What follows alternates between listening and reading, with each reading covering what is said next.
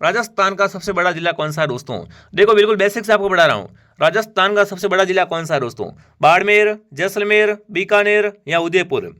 तो बिल्कुल आपका राजस्थान का सबसे बड़ा जिला है वो आपका हो जाएगा बिल्कुल कौन सा जिला? जैसलमेर जिला। बी ऑप्शन आपका सही है। अगला प्रश्न दोस्तों आपके सामने पूछा है कि कौन सा किला है ना, इनमें से बताना है कि राजस्थान का कौन सा किला दोस्तों यूनेस्को की विश्व धरोहर सूची में शामिल है। कोमलगढ़ किला, आमेर किला, चित्तौड़ किला या इन सभी? फटाफट कमेंट करो भाई, इनमें से कौन कौन से किले क्या है आपके यूनेस्को की सूची में शामिल है दोस्तों? कोमलगढ़ बिल्कुल है, आमेर भी है, चित्तौड़गढ़ भी है। मतलब क्या आएगा? उपयुक्त सभी। जो भी ऑप्शन डी कमेंट कर रहा है दोस्तों, डी ऑप्शन क्या रहेगा? सही रहेगा। अगला प्रश्न दोस्तों आपके सामने पूछा है, हल्दीघाटी युद्ध किसके बीच हुआ था? हल्दीघाटी युद्ध कब हुआ दोस्तों? आपका 1576 को हुआ था, है ना? तो बताओ किसके बीच में हुआ था? महाराणा प्रताप और अकबर के बीच में दोस्तों, राणा सांगा और बाबर के बीच में, अमीरदेव और अलाउद्दीन खिलजी के बीच में, या जय सिंह और शाहजहां के बीच में दोस्तों? तो बिल्कुल हल्दीघाटी युद्ध किसके बीच हुआ था विद्यार्थियों? महाराणा प्रताप और बिल्कुल अकबर के बीच में। या आप कह सकते हो महाराणा प्रताप और दोस्तों अकबर की सेना के बीच में, क्योंकि कहा जाता अकबर खुद नहीं आया था लड़ने के लिए, है ना? तो ऑप्शन क्या रहेगा? ऑप्शन ए आपका राइट रहेगा। बिल्कुल दोस्तों महाराणा प्रताप का युद्ध हुआ था वो किससे हुआ था? अकबर की सेना से हुआ था, ऐसा माना जाता है। अकबर खुद कभी भी दोस्तों क्या महाराणा प्रताप से नहीं लड़ा था, क्योंकि उसमें कहा गया था, भविष्यवाणी कर दी थी एक साधु ने कि जिस दिन तो प्रताप से आमना सामना करेगा वो तेरा अंतिम दिन रहेगा, इसलिए वो डरता था। अगला सवाल देखते हैं दोस्तों क्या पूछा आपसे। अगला प्रश्न पूछा, राजस्थान में कर्क रेखा कहां से गुजरती? बताओ भाई, राजस्थान में कर्क रेखा है वो कहां से गुजरती है दोस्तों? डूंगरपुर से, बांसवाड़ा से, झालावाड़ से या कोटा से? राजस्थान में दोस्तों कर्क रेखा कहां से गुजरती है? बांसवाड़ा जिले से क्या गुजरती है? कर्क रेखा गुजरती है। तो बी ऑप्शन आपका सही रहेगा। अगला प्रश्न दोस्तों आपके सामने पूछा है, राजस्थान का राज्य पक्षी कौन सा है दोस्तों? बहुत अच्छा क्वेश्चन है। राजस्थान का राज्य पक्षी कौन सा है दोस्तों? मोर, गोडावन, तोता या सारस? तो राजस्थान का राज्य पक्षी है गोडावन, जिसे क्या बोलते हैं दोस्तों? इसे ग्रेट इंडियन बस्टर्ड भी कहते हैं। ठीक है, बी ऑप्शन आपका सही है दोस्तों। अगला प्रश्न आपके सामने, राजस्थान में ऊंट के मेले का आयोजन कहाँ किया जाता है दोस्तों? राजस्थान में ऊंटों का मेला भरता है वो कहाँ पर भरता है? फटाफट कमेंट करेंगे दोस्तों। राजस्थान में ऊंटों का जो मेले का आयोजन होता है दोस्तों, है ना, वो कहाँ पर होता है दोस्तों? जोधपुर, पुष्कर, बीकानेर या दोस्तों जयपुर में? तो देखो ऊंटों का मेला प्रसिद्ध कहाँ का है? बिल्कुल पुष्कर का है। ठीक है ना? देखो ये ऑप्शन दोनों अगर आ जाए साथ में तो इनमें थोड़ा ध्यान रखना है। ऊंट महोत्सव कहाँ मनाते हैं? अगर आपसे पूछे ऊंट महोत्सव, तो ऊंट महोत्सव मनाते बीकानेर में, पर ऊंटों का मेला कहाँ भरता है? पुष्कर में। ठीक है ना? बी ऑप्शन आपका सही है। अगला प्रश्न दोस्तों आपके सामने पूछा है, पंचायत राज व्यवस्था को सबसे पहले राजस्थान में किस जिले से लागू किया गया था? अगर पूछे भारत में सबसे पहले, क्या पूछे दोस्तों आपसे? भारत में पंचायत राज कहाँ लगी हुई थी दोस्तों? ये राजस्थान में हुई थी दोस्तों। राजस्थान में कहाँ से स्टार्ट हुई है? नागौर जिले से दोस्तों, है ना? पूरे भारत में दोस्तों, है ना, पंचायत राज की शुरुआत कहाँ से हुई है? राजस्थान के नागौर जिले से हुई है। तो बिल्कुल बी ऑप्शन आपका सही रहेगा दोस्तों। जिसने भी क्लास को लाइक नहीं किया है फटाफट क्लास को लाइक और शेयर करें, सब्सक्राइब करें विद्यार्थियों। अगला सवाल आपसे पूछा है, राजस्थान का प्रमुख लोक नृत्य कौन सा है? राजस्थान का प्रमुख लोक नृत्य वो कौन सा है दोस्तों? कालबेलिया, गरबा, कुचिपुड़ी या भारतनाट्यम? राजस्थान का प्रमुख लोक नृत्य कौन सा है दोस्तों? वो है कालबेलिया। क्या रहेगा उत्तर? कालबेलिया ऑप्शन आपका सही है। अगला प्रश्न दोस्तों आपसे पूछा है, राजस्थान का कौन सा क्षेत्र दोस्तों मरुस्थलीय परिस्थिति तंत्र के लिए प्रसिद्ध है?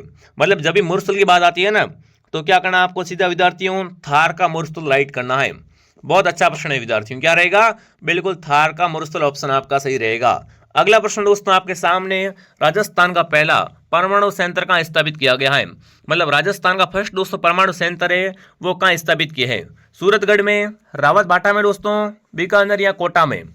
तो राजस्थान का पहला परमाणु संयंत्र है विद्यार्थियों वो आपका हो जाएगा रावतभाटा में। अगर आपसे पूछे कि राजस्थान का पहला परमाणु विस्फोट कहाँ किया गया था, तो वो पोखरण में किया गया था विद्यार्थियों। पर राजस्थान का पहला परमाणु संयंत्र कहाँ पर है? ये आपका रावतभाटा में है। दोनों प्रश्न अलग है, दोनों को साथ में नहीं जोड़ना है। ठीक है, अगला प्रश्न दोस्तों आपके सामने हिंदी का पूछा है। बिल्कुल अब क्या पढ़ेंगे? अब हिंदी पढ़ेंगे दोस्तों। हिंदी से क्या पूछा है? रामचरितमानस के रचयिता कौन है? बहुत अच्छा प्रश्न दोस्तों आपसे पूछा है। क्या पूछा विद्यार्थियों? रामचरितमानस के रचयिता कौन थे विद्यार्थियों? सूरदास या दोस्तों आपके तुलसीदास, कबीरदास या मीराबाई? तो रामचरितमानस लिखा था दोस्तों तुलसीदास ने। किसका है ये? तुलसीदास का रामचरितमानस।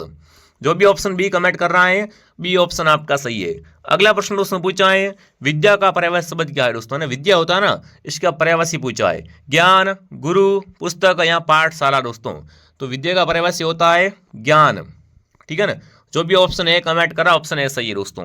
निम्न में से कौन सा शब्द विलोम शब्द नहीं है? इनमें से आपस में विलोम कौन सा नहीं दोस्तों ना? प्रकाश का विलोम अंधकार, धनी का निर्धन, मित्र का शत्रु, सच्चा का झूठा। हाँ, सच्चा का झूठा नहीं होता भाई साहब। बिल्कुल ऑप्शन क्या रहेगा दोस्तों? डी ऑप्शन आपका राइट है। बाकी देखो, प्रकाश का विलोम अंधकार होता है दोस्तों, धनी का विलोम निर्धन होता है, मित्र का विलोम शत्रु होता है। पर बिल्कुल यहाँ पर क्या रहेगा उत्तर? डी ऑप्शन आपका सही रहेगा। अगला प्रश्न दोस्तों पूछा है, अंधेरी नगरी नाटक के लेखक कौन है विद्यार्थियों? नाटक का नाम क्या है? अंधेरी नगरी।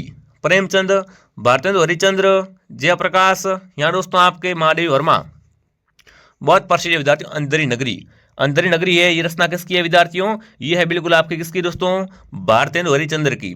जो भी ऑप्शन बी कमेंट करा, बी ऑप्शन आपका सही रहेगा। अगला सवाल दोस्तों आपसे पूछा है, जल का तत्सम रूप क्या होगा? जल का क्या करना, आपको तत्सम शब्द बनाना है। पानी, नीर, जल या सरिता।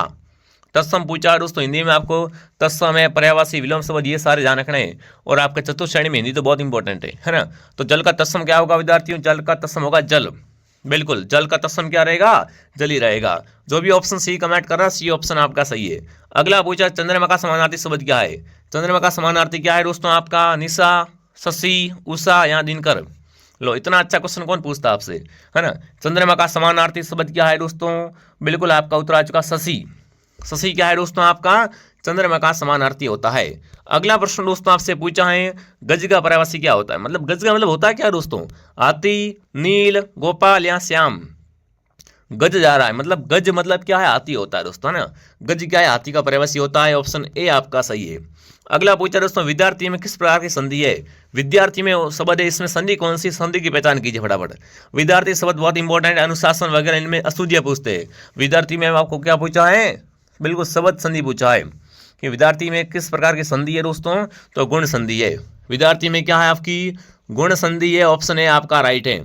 अगला सवाल आपसे पूछा दोस्तों, राजा का स्त्रीलिंग क्या होगा? राजा क्या है? पुल्लिंग है दोस्तों। इसका क्या करना है आपको? स्त्रीलिंग बताना है दोस्तों। राज, रानी, राजकुमारी या महारानी। अगर महाराजा होता ना तो महारानी आती, अगर राजा है तो क्या आएगी? रानी आएगी। राजा की स्त्रीलिंग होगा रानी और महाराजा का महारानी। तो बी ऑप्शन आपका सही है। अगला प्रश्न दोस्तों पूछा है, भारत में कौन सा समास है? भारत शब्द में कौन सा समास है आपको पता होना चाहिए। आप कहाँ रहते हो? भारत में रहते हो, तो बताओ भारत में कौन सा समास है दोस्तों? तत्पुरुष, कर्मधारय या अव्ययभाव या द्वंद्व। तो बिल्कुल भारत में आपका कर्मधारय समास है। भारत में कौन सा समास है? कर्मधारय समास है विद्यार्थी।